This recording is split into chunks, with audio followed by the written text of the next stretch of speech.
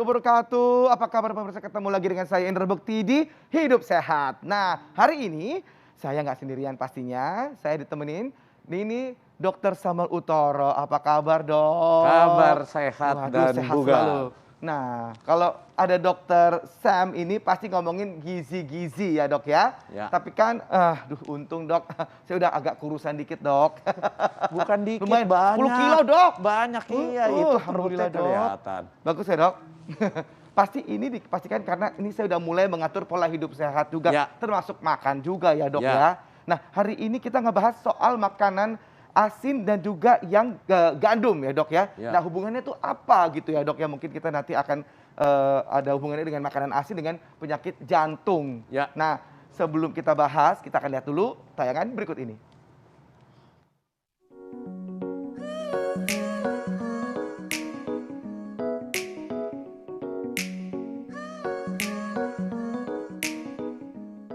Pemirsa, sambil menikmati sajian khas hidup sehat yang syarat akan informasi kesehatan, Anda bisa menyambinya dengan sarapan atau ngemil sehat seperti buah atau jus juga sayuran.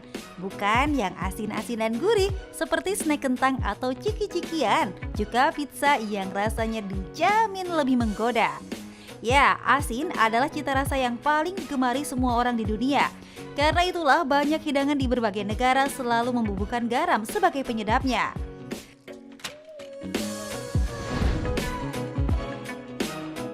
Makanan asin dan gurih bisa membuat candu, apalagi bila disajikan saat bercengkrama bersama keluarga atau teman dekat. Potong demi potong keripik tak terasa membuat garam pun kian menumpuk di tubuh kita. Pemirsa, kehadiran garam sebagai penyedap utama ini bahkan menjadi sebuah istilah kehidupan yang populer, yakni bagai sayur tanpa garam.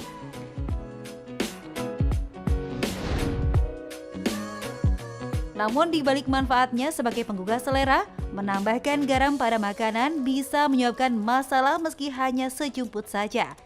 Pemirsa pun pasti sudah tahu bila kandungan garam tinggi menjadi salah satu faktor munculnya penyakit mematikan seperti jantung. Apa alasannya? Cari tahu informasinya di Hidup Sehat berikut ini. Nah, yaitu pemirsa saya tadi itu adalah tayangan mengenai mungkin ada hubungannya tuh antara garam dengan penyakit jantung gitu. Nah, Dok, sebenarnya sebelum kita bahas fakta mitosnya nih, Dok, Ya. emang kenapa sih, Dok, garam ini sangat dengan badan ini selalu tidak boleh berlebihan gitu, Dok?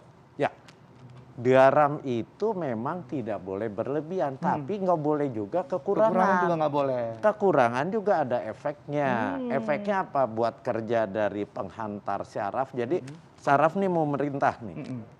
Ekstremit atau alat gerak kita bergerak, itu perlu ada pelepasan namanya penghantar syaraf. Oh, kayak Bahasa elektrolit kedokterannya apa gitu, Dok? neurotransmitter. Oh, itu nah, dia. sel saraf itu butuh ada natrium buat Oh. melakukan. Begitu juga otot bergerak. Jadi nggak boleh kekurangan. Ya.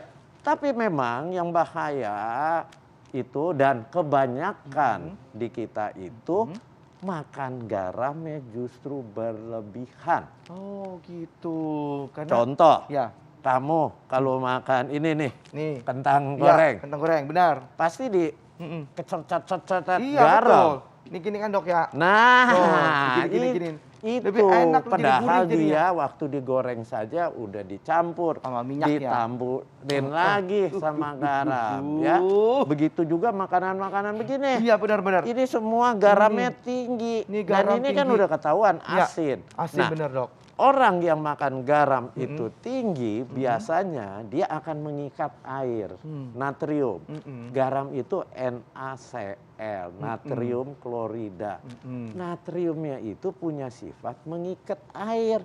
Kalau dia mengikat air, otomatis air di pembuluh darah kita kan berlebihan. Kalau dia berlebihan, apa akibatnya? Kerja jantung berat, mompa. Gitu. Satu. Kedua, ginjal berusaha mengeluarkan cairan karena volume cairannya jadi meningkat. Nah, itu bisa menyebabkan apa? Tekanan darah tinggi. Oh, gitu. Tekanan darah tinggi, kelamaan, Iya. ujung-ujungnya gangguan jantung, pembuluh darah jantung bisa tersumbat, apalagi makan yang begini, gorengan, lemak jahat, Iya. dia akan Selesai mempermudah terjadinya sumbatan. Nah, Kenalah serangan jantung kalau sumbatnya di pembuluh darah jantung. Kalau di pembuluh darah otak, kenanya stroke. Oke dok, baik dok, ini kita masuk ke fakta mitos ya dok ya. Ya. Dok, jadi fakta mitos yang pertama ini, garam laut dan garam Himalaya itu lebih sehat dibandingkan dengan garam meja dok. Fakta atau mitos? Itu sebenarnya mitos. Mitos. Ya, sebenarnya sama saja. Oh baik. Semuanya juga tinggi natrium. Ya. Ada natrium, tetapi memang ada yang lebih rendah. Lebih rendah itu seperti garam. Kalau dibandingkan garam laut dengan garam Himalaya, itu lebih rendah garamnya. Tapi nggak signifikan. Oh, Artinya gitu. kalau Anda makan garam Himalayanya kasih Banyak juga. banyak ya, sama aja. Sama aja juga bohong ya dok ya. Iya. Kandungannya juga nggak terlalu Jadi signifikan ya pokoknya garam harus Anda batasi. Batasi. Batasi. Buat gampangnya, jangan punya kebiasaan makan yang asin. Oh, jangan kebiasaan makan asin ya. Asin. Ya, baik. Ada orang kan makan kalau rasanya nggak asin, tambahin, dikasih atau di itu ya. cocol. Betul. Apalagi di restoran atau di hotel kalau breakfast di meja Ada makannya garam, ada ada merica. botol. Ya.